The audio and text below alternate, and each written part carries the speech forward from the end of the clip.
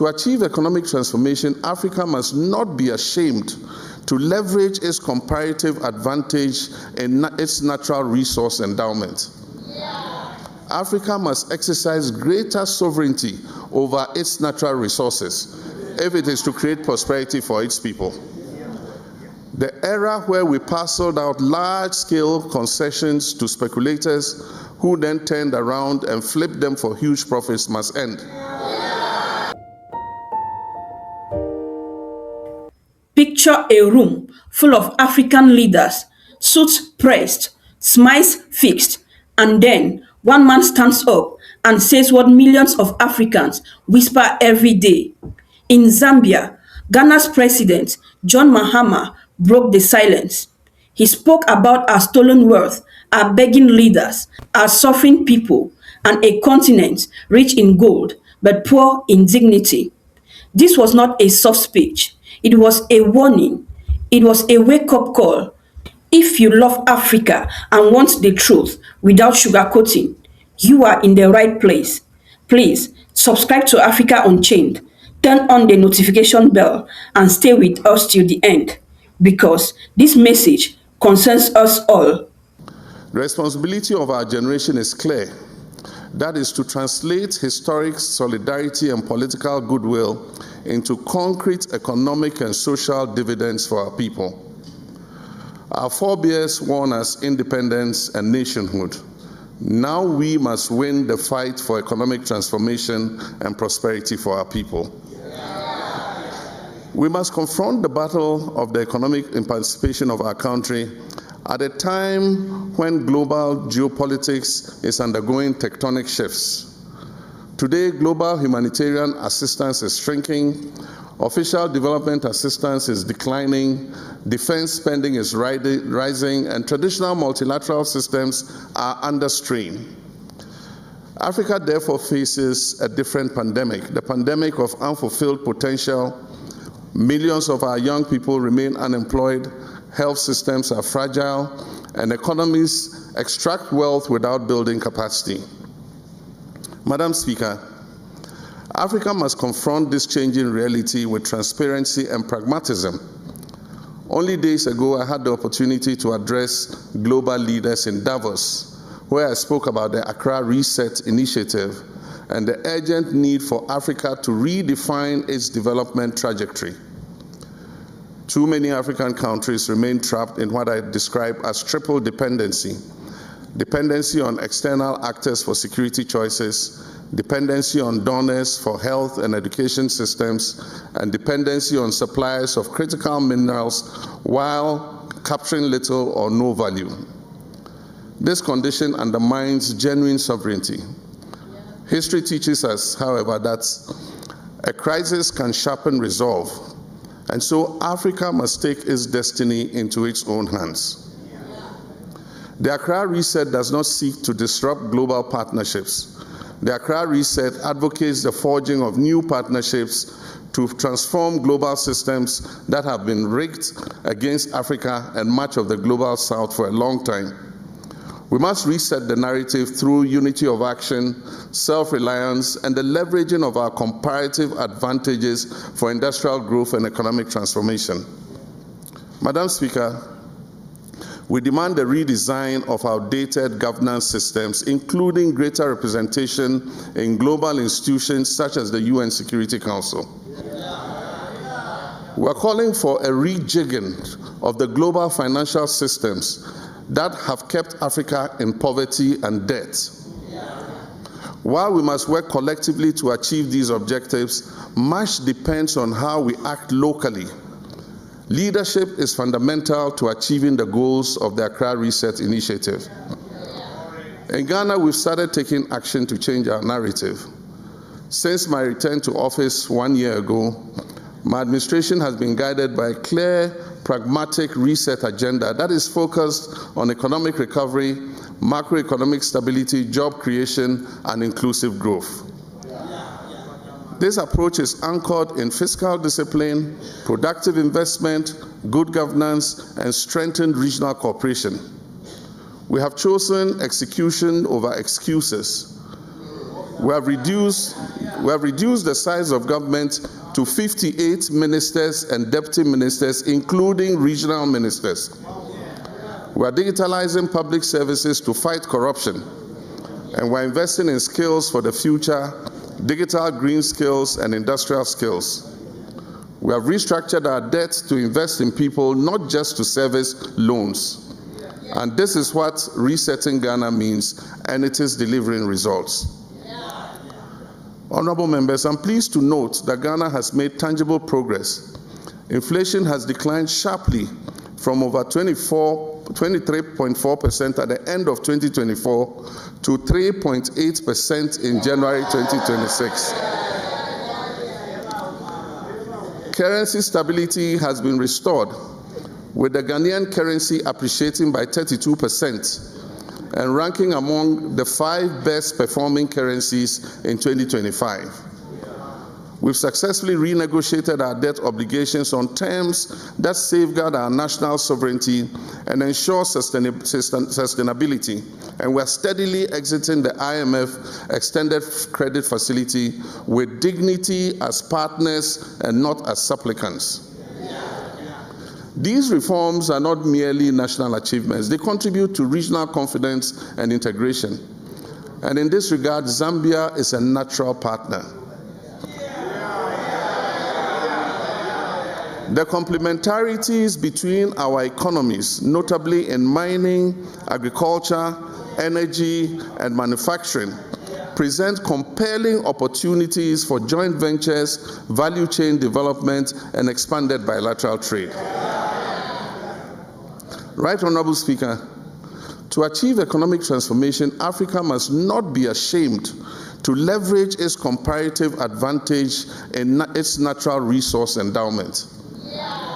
Africa must exercise greater sovereignty over its natural resources if it is to create prosperity for its people. The era where we parceled out large-scale concessions to speculators who then turned around and flipped them for huge profits must end. We have the know-how, the technology and capital are available, and indigenous companies must be encouraged to participate in the extractive and mining sectors. We must support our indigenous private sector to capture the commanding heights of our economies. In Ghana, mining and the extractive sector play a significant role in our economy.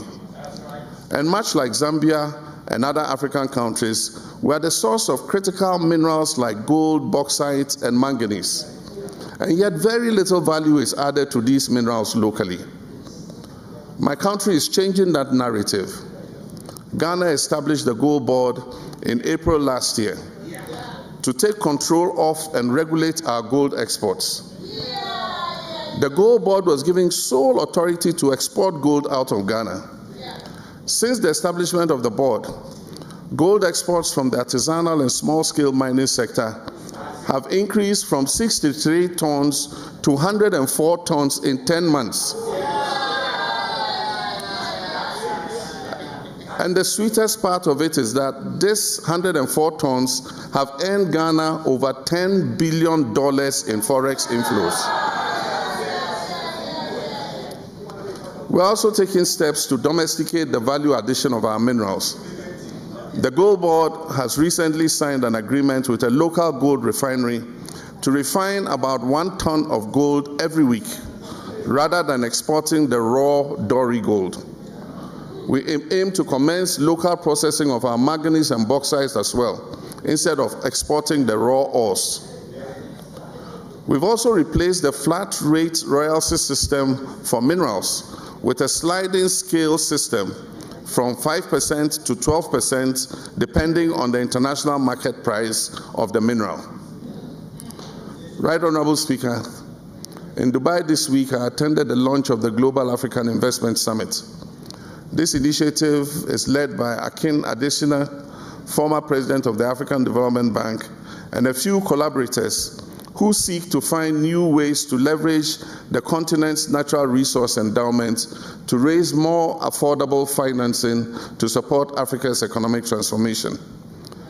This is an exciting initiative and has the potential to unlock enormous financial resources for Africa's development. As the African Union champion of African financial institutions, I'm leading advocacy for the repatriation and investment of part of Africa's huge foreign reserves in African financial institutions. Most of our foreign reserves are by colonial construct held in Western financial institutions, and in most cases generate no interest. If 30% of all the foreign reserves of African countries were repatriated and invested in our own African financial institutions, such as the African Development Bank, it will create an immense pool of wealth that could drive rapid infrastructural and economic growth. Madam Speaker, no African country can survive in isolation. We must build regional prosperity platforms, shared manufacturing zones, integrated energy grids, and digital infrastructure. We must negotiate with one voice on minerals, trade, and climate finance. We must be united in our strategy, just not as a slogan. Madam Speaker, a critical factor in changing Africa's story is governance and leadership. We must admit, Africa needs and deserves transparent and accountable leadership. The institutions and the laws to fight corruption must be allowed to operate without fear or favor. Abuse of public trust must be punished. We must protect public resources and use them efficiently for the good of our people. As President Obama said during a visit to Ghana, and I quote, he said, "Africa does not need strong men. It needs strong institutions." We must build our democratic institutions to be independent and efficient. Parliament and the judiciary must work independently in the public interest. Leaders must respect their oath of office to respect the Constitution. In our sub-region of West Africa, democracy is backsliding with a return to military dictatorships.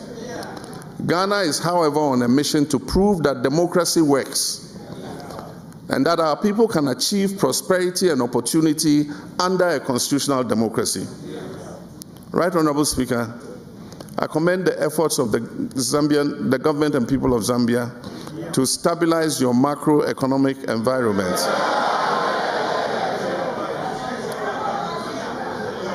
The improved performance of the Zambian currency, the kwacha, and the ongoing reform agenda sends positive signals to investors and regional partners. And so Ghana looks forward to deepening trade, investment, and financial cooperation with Zambia to reinforce resilience and shared prosperity. Ghana follows Zambia's democratic journey with keen interest and confidence.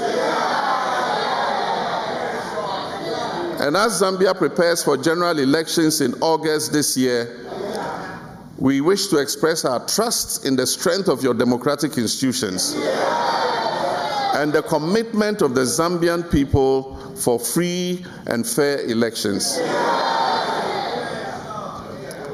It is in this spirit that Ghana and Zambia have revitalized our Permanent Joint Commission for Cooperation, providing a structured, results-oriented framework for collaboration across all priority sectors, including trade, investment, energy, tourism, mining, agriculture, education, science and technology, youth development, and defense cooperation.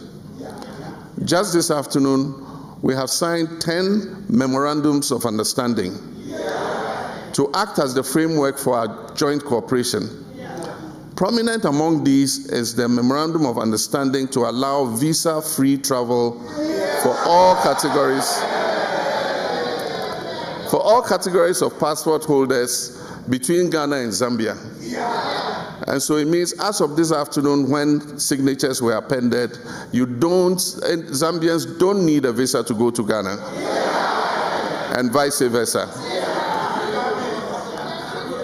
This is an important step towards the free movement of our people on the African continent. Peace and security remain indispensable foundations for sustainable development. Ghana values our cooperation with Zambia in defense training, intelligence sharing, and peacekeeping, and we remain committed to strengthening collective security across our continent. Equally important is the quest for restitutive justice and restoration. The African Union's 2025 theme is Justice for Africans and People of African Descent through Reparations.